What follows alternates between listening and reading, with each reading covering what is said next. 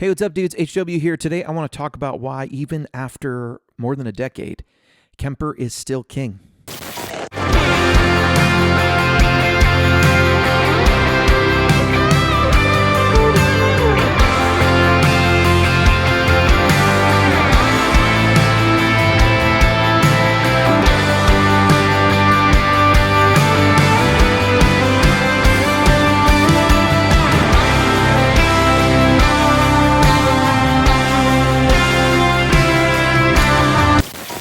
All right, so it's no secret that I am a fan of the Kemper, and whenever I do a video like this, you get a lot of really passionate opinions in the comment section. So let me know down below what you think of these reasons. But today I'm going to give you 3 reasons that are a little different than probably some of the other things you've heard about why I think the Kemper is still king and why, hands down, it's still in the conversation against units that are still coming out right now. First up is the output controls and flexibility. This might not seem like something super important at first, but as I've used these units over the last 5-6 years all the time for content creation, for recording, for sending tracks remotely to producers, I found that there is a real deficiency in the kind of the design of a lot of these units. Namely, I would point out any unit that uses this grid system to sort of map out your signal chain. It's very useful for, visually, it's a really nice UI. But what it makes very difficult is quickly and easily altering your output controls. This sort of multi-out that's on the Helix and the Quad Cortex, it's a nice solution to immediately get all the outs to, I want this out. I just want all the outs to send the same thing. That's really cool.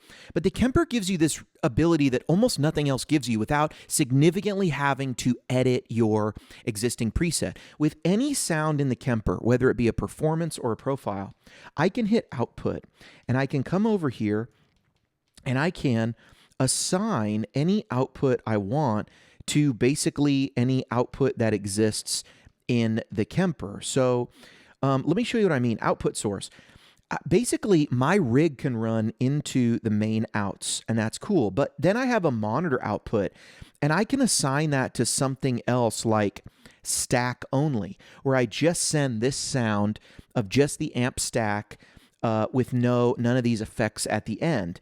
I can also set this to like direct DI. I can send it to a guitar analog. Now, why is that important? It's actually hugely important. It's not something I immediately recognize, but when I have sent tracks to producers, I will plug into my Kemper and I'll run 3 outs from this box or the box at my desk into my computer, into my DAW. And I'll send the main sound, the main output. I'll have my monitor out running as like just the DI signal so I can record the actual guitar. And then I will take stack only and I'll basically send just the amplifier sound with no effects. I'll record all 3 of those simultaneously and I'll send them out to producers. And the feedback I have gotten from that has been always super excited and ecstatic when I tell a producer, and look, I'm not like a huge studio recording guy, but I've done a bunch of projects for friends. I've been hired to do some stuff. And they always respond the same way. They're like, wow, dude, thank you. Or, whoa, incredible. They're not used to getting a guitar player who gives them, here's the finished sounds, all these tracks that I recorded for this record.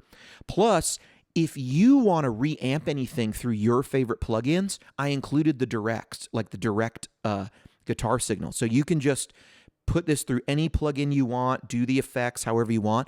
Or if you just want to add your own reverb or you have some sort of like very affected thing, like some studio trick that maybe producers have, I'm giving them the dry sound so they can put their own delay reverb. They can put their own chorus. If they have in their head, oh, it'd be awesome to have this like really weird phaser sound that I have of this plugin. I've given them my dry amp sound so that with no effects on it. Giving a producer those 3 things makes their job so much easier and they can choose to be creative. Another thing I've noticed is a lot of times I will record demos and I'll record the direct guitar And then I can use that later. I can show you in an A/B comparison how one unit sounds to another unit.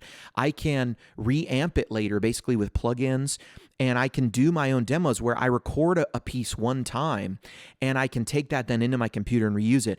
Just as a YouTube content creator, that's been super useful. Trying to do that on a unit that gives you that UI grid system, like the Axe, like the Helix, like the Quad Cortex, what you gain in ease of use and that sort of beautiful UI, which is great, is limitations. I mean, what you gain is awesome, but what you lose are these limitations where now I have to actually bring a signal path to another output. And that's actually very difficult to do, to sort of draw those in all the time. You can do it, but what I love about the Kemper, it's thought out in a way that I can take any sound and always assign my outputs for whatever the situation is. And that also becomes really important when we get into reason number 2.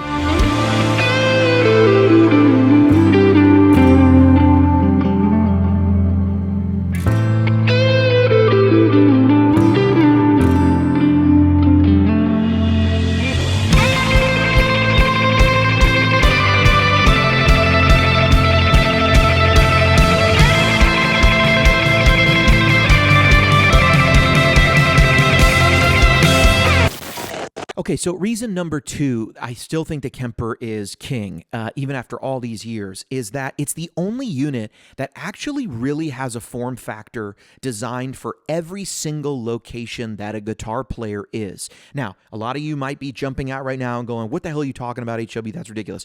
No, hear me out. There's a rack unit. There's a head unit. There's a floorboard unit. Oh, but HW, line 6 does that same thing. Okay, there's also cabinet units. HW, line 6 does that same thing. But the one thing that nobody else does, right? Because line 6 does do all that. Line 6 is really great about, they give you a powered cab, which I own. They give you even some more form factors. They give you just the effects. Axe does that too, with the Axe effects. They give you the HX Stomp. They give you HX Stomp XL. Like all that's in the family. And you have floorboard, rack, and everything.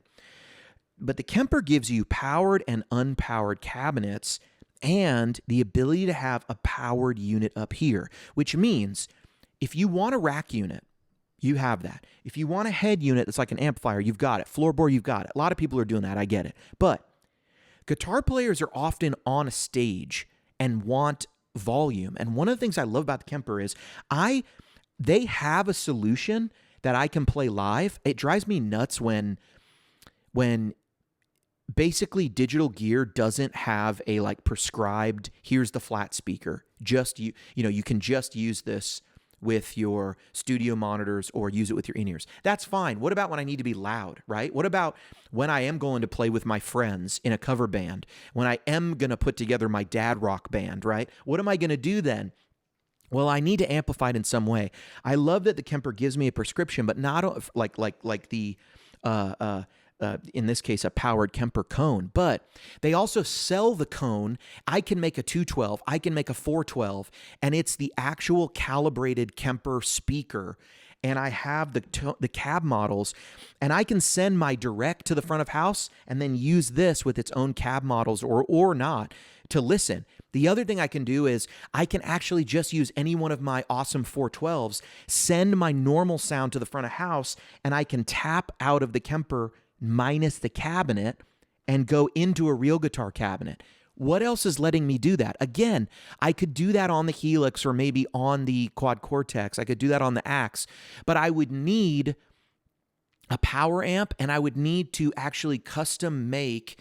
I would just need to edit like whatever sound I'm using to be a live version where I come out, another out, go into a power amp and have my loud power amp, powered speaker on stage, or my, guitar cabinet being with a power amp on stage, and then I could still send everything direct. I could do it, but it's not really designed that I can drop my sound in any location.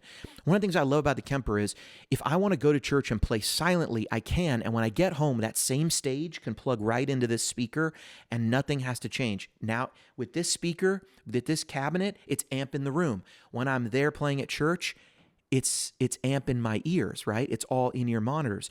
If I want to play just into my computer, I can go right into my computer. Now I can use USB audio, whatever. When I want to go play in my dad rock blues band, I can show up. I can even borrow a friend's cabinet. I know that my main stuff, my main sounds are going to go direct to the board, but I can have volume that I'm listening to. I can borrow someone else's speaker. I can use a house amp and just plug into those speakers. I can do all of that. And I just, any of those solutions can go anywhere. I literally can, with a touch of the output button, or with just by plugging in one or two extra cables, I can go from my DAW to recording, 3 outs of different parts, jump over live, have a live cabinet on stage, have the direct going to the front of house. I can or I can just go in ears and go completely silent. Like, it's just thought out and engineered in a way that is so thoughtful that there are the other units just decide something we're not going to do, and there's just one thing we're not going to do, and that's fine. There is no powered Helix. There is no powered Quad Cortex. And those units all have great stuff. Like, there's also advantages to those units. Those units all have things that are going on that the Kemper doesn't in a lot of times. But it's the only unit to me that in every single place a guitar player could be, loud on stage, silent on stage, in your room loud, in a studio silent, in a studio sending 3 different taps on the signal chain. You can do it with just like 2-3 clicks of a button. It's incredible.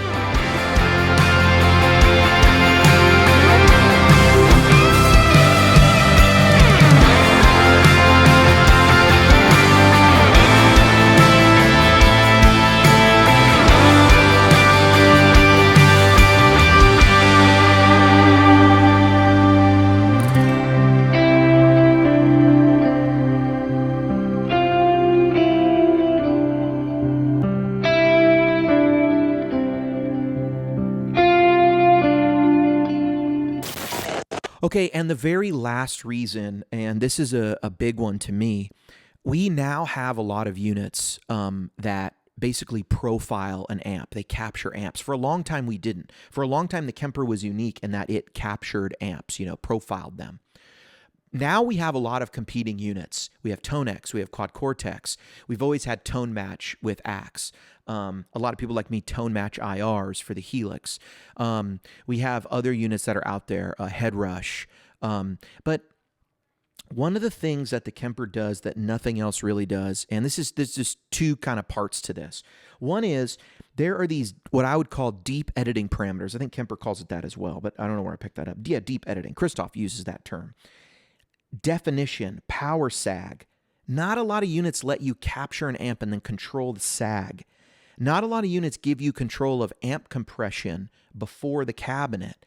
Not a lot of units, or no units really is what I'm saying, give you clarity. That is such an incredible control in the Kemper. That to me makes the amp sound alive and more natural, where the high end gets a little cleaner than the low end. Like you hear, like on a Dumble, how like you have all this great mid-range, but the high end still like those, it's just like the cleanliness of the upper strings comes out.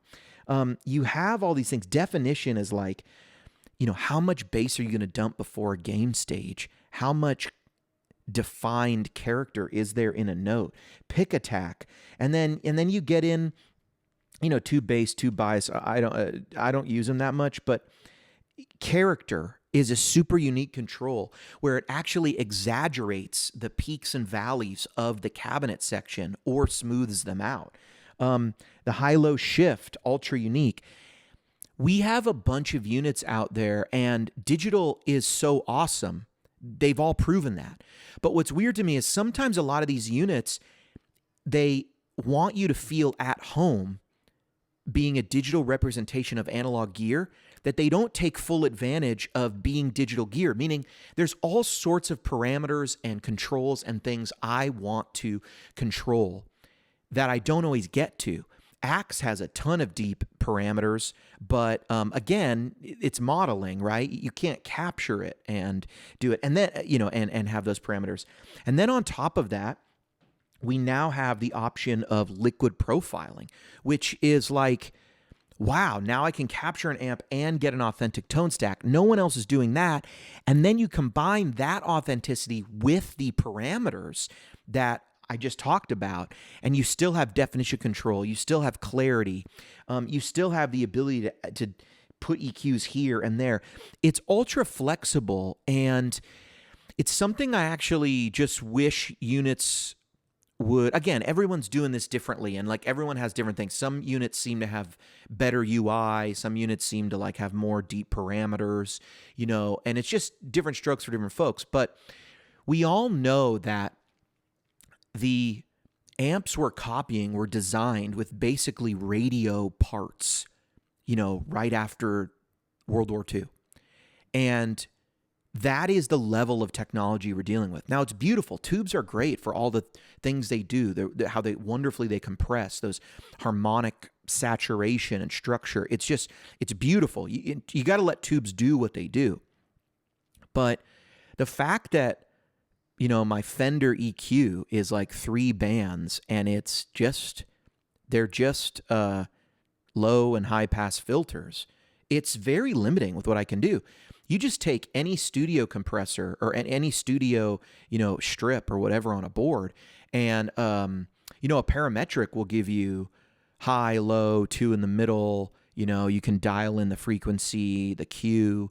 Then you get into 32, 64, 128 band. You get to all this stuff, and it's obviously you can do so much more to augment your sound. But how are you going to take a Fender twin reverb or a plexi and get rid of when it has too much bass? Well, you can't. You actually have to use the microphone distance to try to do it, and then you have to let the sound engineer do it. And a sound engineer would never put up with just a 3-band EQ, and that's it. That's all I have to edit my sound. So it would seem to me that any digital unit should really be giving us more and more, parameters that let us edit our sound in a way that we couldn't do in the real world. Now, of course, all of them pretty much have, EQs that are better than an actual amp, but I'm saying like some of these deep editing parameters are just, I wish I had a pedal that did this. I wish I could put it on every unit because it's so good and it's so usable. And it's just, they seem to be really tailored for the guitar. Definition is such an incredible control because what happens is you roll up a guitar's gain. Bass goes through the roof and it gets flubby and muddy. Why wouldn't you want to be able to leave your gain alone, but control sort of maybe how much bass is going through there, or control how defined how defined the sound is? We do that with analog amplifiers, right? Like I've talked about this before, like Friedman amps, modded Marshalls, Soldanos, like all of them have filtering that removes bass basically so they can add more gain. Gain stage, gain stage, gain stage. Get rid of that bass so that when we boost it up, we get more again. It doesn't get too flubby and messed up. That's, I think, in a way what this control is trying to get to. That same amount of control, as if you could add a bunch of filtering that somehow would make your amp more defined, I guess. But it seems to also affect the high end in a way. So it's really just kind of a magic thing. Let me know in the comments if you agree or disagree. I'm a fan. I mean, I've been using the Quad Cortex a ton, and I think that unit has really great stuff in it. The Axe Effects probably has the best effects of anything out there in terms of all of the effects are top quality, plus you have a huge range. A lot of times when you have more effects, they're not always as good. Quad Cortex, I'd love to see some more effects, some widening of a lot of the effects they have. Helix is what it is. It's good. It's good. Some of the things are great. Some of the things are, they got a couple. Their spring verb is not good, right? Can we just all say that? Anyway, okay. Right. Actually, most people's spring verb is not good. So here's a bonus one. The spring reverb in here is actually really good. Like, it's really remarkable. To me, the best spring reverb that exists that I've heard from anybody is that spring pedal that is out there from who is it? I'll put it on the screen right here. I can't remember who it is, but it's absolutely really great. I'm drawing a blank on what the name is, but after that, spring reverb in this unit is really awesome. And for a unit that's 10 years old, and the fact that I can put in a bunch of spring units and nothing ever grays out, I love that too. Let me know what you think. Is the Kemper trash, or is it still the king after 10 years? That's just kind of what I think, without getting into which sounds better and, all that like internet fluff. That's just what I think. 3 reasons why I think the Kemper is still king.